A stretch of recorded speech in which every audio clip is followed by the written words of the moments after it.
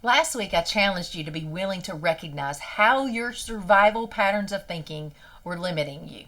And if you were willing to consider the possibility of retraining your brain to get comfortable feeling good and having things go well more often of your day, and maybe eventually even all the time.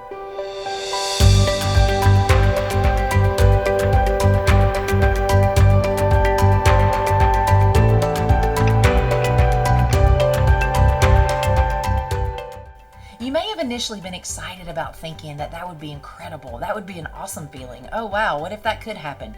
But it's very natural to also think, well, that's just not even possible because, I can't even imagine. That feels so far away. Especially after you've pondered it for a week and you tried to fight against the habituated thought patterns that invade your mind constantly and incessantly. But let me ask you this question. What do you have to lose to try?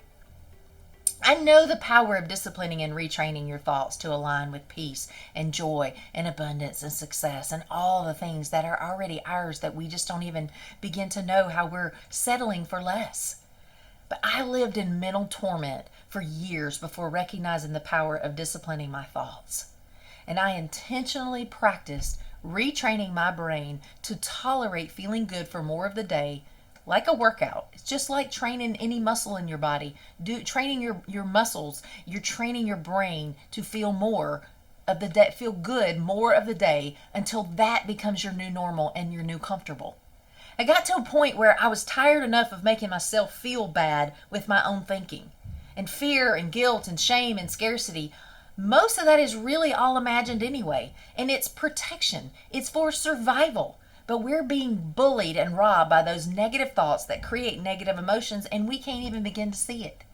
So we just buy into it, and we live in a prison of existence and misery when we don't have to. You trying to protect yourself from disappointment and worst case scenario possibilities is not the way to keep living. How is that way of thinking and feeling serving you at this point? What is it doing for you?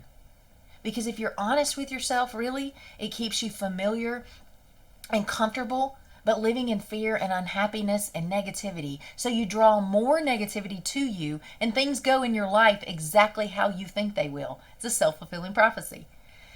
So what do you have to lose with consciously cultivating the ability to feel more and more positive energy by choosing to think positive thoughts? Probably the biggest resistance that we all struggle with is not the fear of what's going to happen or what's not going to happen. We struggle the most with fearing our own potential. We fear failure. We feel rejection. We fear not being worthy. We fear not being valuable or enough. We fear that we have such a big ego self that tries to protect us from feeling like we aren't enough. Well, one of my favorite quotes is by Marianne Williamson that says this. She says, "Our deepest fear is not that we're inadequate.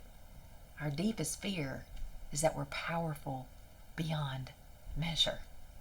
It's not our light, but our darkness that most frightens us."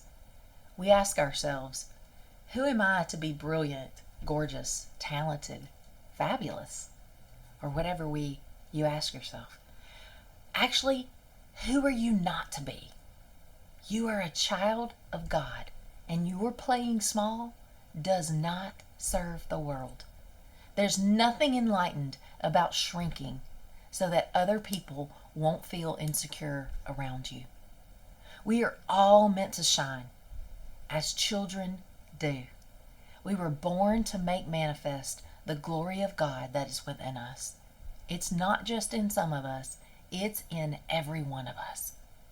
And as we let our own light shine, we unconsciously give other people permission to do the same.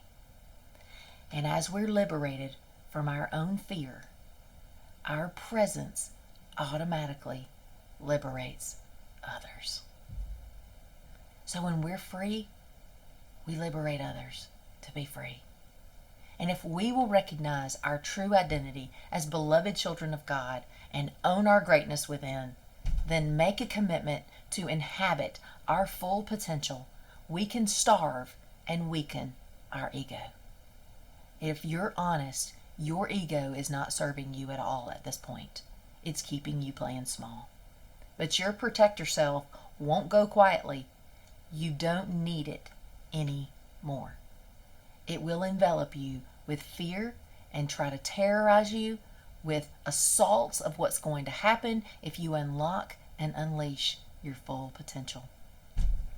Fear projects an image of ruin and disaster and negativity with no solution. It's a bully and it's a thief. Yet there's a way through the fear and a way to beat your protector self once and for all. And it's through clarity of exhilaration and expansiveness and about opening to possibility. Fritz Perls, psychiatrist and founder of Gestalt therapy, says, fear is excitement without the breath. And here's what that means. The very same mechanisms that produce fear also produce excitement. And any fear can be transformed into excitement by breathing fully into the fear. When we're scared, we hold our breath to try to deny our fear or avoid it.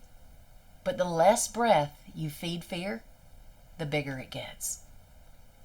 If you allow yourself to acknowledge and feel the fear and breathe through it like you would blowing out the candles on your birthday cake, your fear turns into excitement. With even more breath, your excitement turns into exhilaration. You see that? Then you can feel empowered. The energy in your body will expand instead of constrict like it does in fear, and then you can feel the expansiveness of your energy. You can then be excited and curious about all the possibilities that are available. We were each born with a special piece of God's heart that no one else has, that's unique to you and me. That you have special gifts, a unique purpose that no one else shares with you. I was created to be the very best Connie Jones possible, according to my wiring, my gifts, my passions, and my purpose. And you were created to be the very best version of you, that no one else can fill those shoes. You have everything accessible and available to you to be the best you that you were intended to be, and nothing is stopping you except your invisible ceiling that's held in place by fear. It's time to shatter that ceiling so you can live free from self-imposed limitation and step into your ultimate success.